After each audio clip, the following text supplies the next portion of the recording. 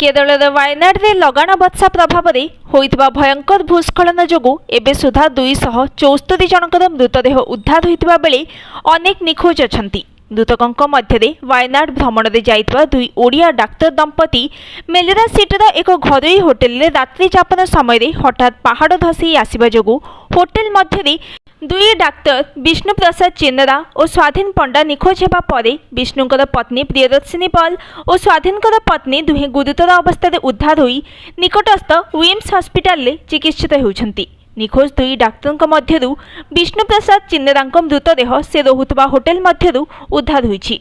मृत डाक्तर चिन्नरांक पैतृक घर पुरी जिला गोप ब्लॉक कुआपड़ा पंचायत पराल ग्राम रे। विष्णुंकर बापा प्रमोद चिन्नेरा दीर्घ वर्ष है चौद्वारे रोते।